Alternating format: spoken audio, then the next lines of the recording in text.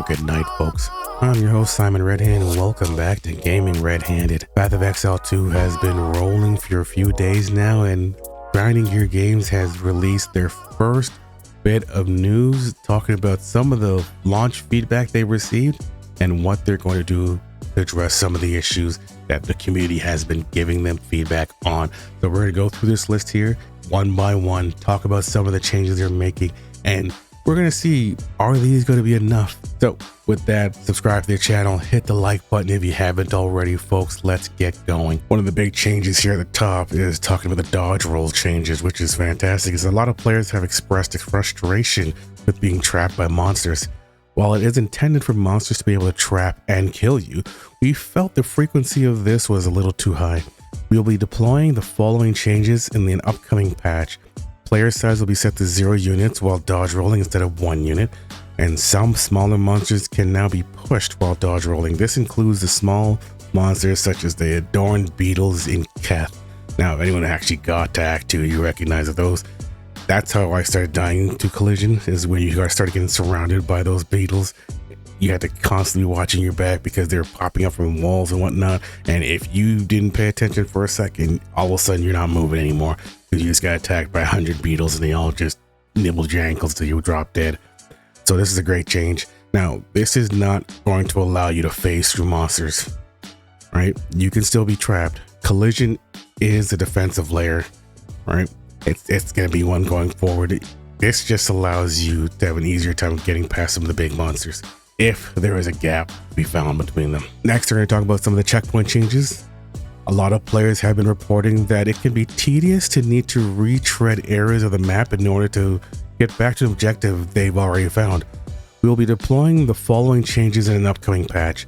Clicking the checkpoint will allow you to teleport to other checkpoints in the area that is explored in the map. Checkpoints have been added to all entrances and exits of zones, allowing for teleportation. Checkpoint has been added to the middle of the Dreadnought area. Now, this is big. The checkpoint system is kind of annoying just because the maps are huge.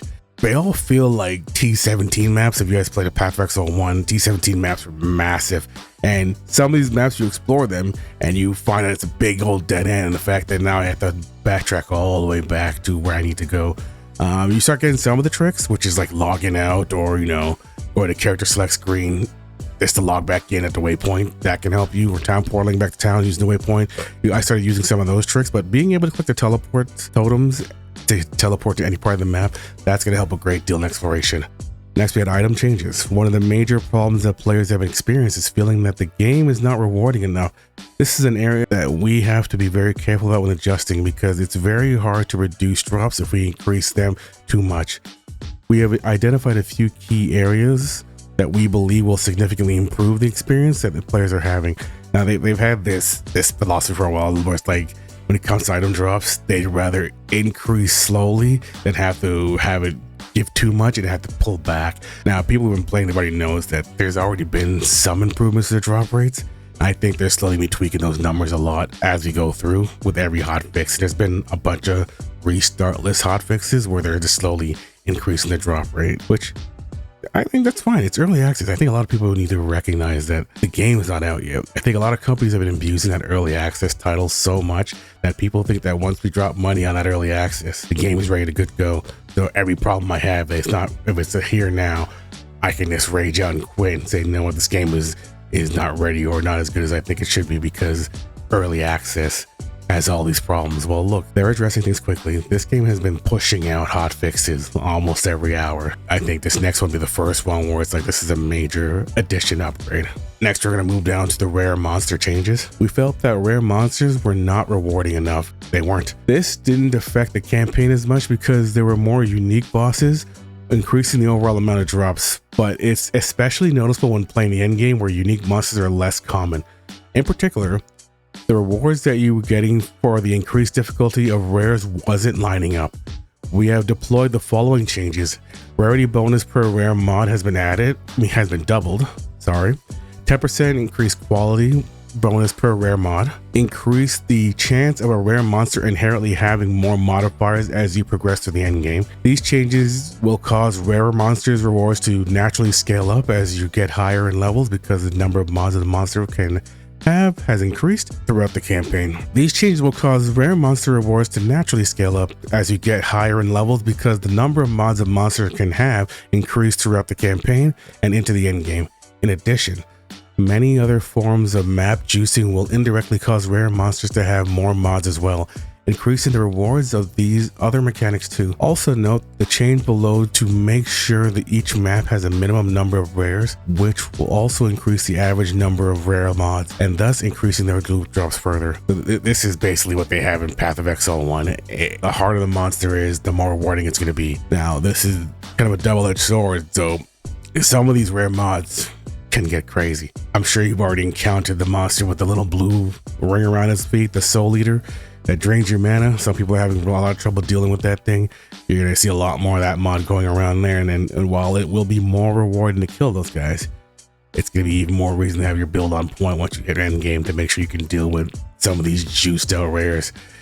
If you know about Path of Exile history, some of these rare monsters started topping some of these boss mobs because some of these mod combinations, some of the gameplay changes. We felt that players were not getting enough of certain currency either in early game or to sustain adding mods to the map. We have redeployed the following changes. Regal Orb drop rates increased about 40%. Disenchanting of 6 mod rares to give 2 Regal shards instead of 1. Lesser Jeweler Orbs drop rates increased about 33%. Reduced the drop rate of Chaos Orbs slightly as they are less valued and so that it doesn't consume so much of the rare currency drop pool. This causes currency such as Exalted Orbs to increase somewhat. Gem Cutter's Prism drop rates increased by 500%. Gem Cutter's Prisms now increase the quality of gems by 5% instead of 1. These are great changes here. So they rejiggered the currency. I know a lot of people are going to have to get through their head that Chaos Orbs are not going to be the new end-all be-all of currency, and I think it's going to be great that some of the currency that you really do want to use for crafting has been up some, like the Regal Orb, which I believe Regal Orb is probably going to become the new Chaos, but it could be Regal or Exalt. I'm leaning towards Regal Orb, but we're going to have to see where the economy lays itself down. Regal Orb going up 40% means you're going to have a lot more opportunities to actually finish crafting items, because I noticed that a lot of my items are stuck at two mod blues because, well, I had no method of getting to yellow. I haven't seen the Regal Orbs drop. Alchemy Orbs, I still don't even know what gives Alchemy Orbs. I've only found 1 in the entire game so far. So this change hopefully makes a big deal. Lesser Jeweler Orbs are what allows you to add sockets to your jewels. Lessers are for, I think, a minimum of 2 sockets, right? So it'll let you go from 2 to 3 sockets on your skill gems. So increasing the droppers of this means you can finally get some more skill sockets. I went through all of the campaign with only having 2 sockets in all of my gems because besides the 1 they give you for the story reward, I've never seen one of these Jeweler's Orbs drop. So having them increased by 33% of what, I don't know what it is, but hopefully you could find more than 1 by the time you finish the campaign. Map mod changes. Like with rares, we felt that players were not being rewarded enough for the difficulty that was being added by map mods. We have significantly increased the value of all prefix and map mods. We have changed the map prefix mods, but some examples changes we have deployed are: rare mods have been increased by 2.5 times. Quantity mods have had extra rarity added to them. This is now in a later patch. We removed the bottom tier of some mods. You are much more likely to roll modifiers that affect drops or pack size rather than less useful mods. In addition, it has been identified that some areas are not being affected by the increased number of monster packs mods as they should be. We will be fixing these maps to work correctly in a later patch. Unlucky drop protection. One of the major issues we have identified are outlier unlucky drops. A single unique boss dropping badly, especially early on, can significantly affect your character. We have deployed the following changes. No more than 50% of a unique monster's drops can be gold. Act bosses and map bosses will always drop at least 1 rare. The first of these changes is more significant than it first appears because players can't see the difference between normal and rare gold piles. You will get more equipment and currency items, which can take more advantage of the rarity increases that unique monsters provide. Now, what's this meaning is basically this. In Path of Exile 1, when they first started introducing gold, they had a system behind the scenes. Gold, lower tier items, they were converted to gold. Not only that, gold is also dropping in the same way that gear is, in terms that there's a white drops, there's a magic drop, yellow drop, unique drops, where you can sometimes kill a monster and it drops one single gold. You can also kill that same white monster and it drops up to like 1,000 gold, or numbers are higher based on how far you are in the accident campaigns. So some of those higher piles of gold are counting as rare drops. However, when you kill a boss and he drops, 5,000 gold, in your mind, he dropped nothing, right? Which, rightfully so. We didn't come in for gold currency drops. We came here for actual items. While the vendor is much more improved and much more useful to look for gear, we don't want to consider killing a boss and getting a pile of gold as a drop. So this is a good change where, it's still going to make sure you get some rare items, but it's also going to make sure that gold is not able to take up all the slots of the drop pool. And that's how you get in situations where you kill a boss and it just drops a lot of money because all the item rolls were rolled as gold. So it just became one giant gold pile drop. Click the move. There was an issue where the move only command was name locking. This would often result in your character confusingly attacking in an unexpected direction while holding down this action. We have deployed the following change: move only no longer name locks. That'll solve that. People were noticing that when you went to attack, your character was turning around and firing in a direction that you didn't plan on firing. That's because when you were clicking, it was basically targeting whatever you clicked on while you were moving, and that was just a bug. It shouldn't have done that. So that should make click to move a lot easier. However, you should be using WASD because if you hadn't noticed by now, WASD frees up your click to move your left mouse button to be used as a skill slot. So you get an additional skill slot to use once you start getting used to WASD, which is kind of an advantage I don't think they can fix in game maps. A concern for players in endgame maps is accidentally missing rare monsters. In addition, many maps did not have the number of rare monsters that they should have had. We will be making the following changes in an upcoming patch. Rare monsters now appear on the minimap when there are 200 monsters remaining instead of 50. Many maps have had additional rare monsters added to them to make sure that there are a minimum number in every map type. Over the coming weeks, we'll be continuing to work on map layouts and monster density issues in the map. So all the patch notes can be found here. We go to the forum itself and go to the early access section.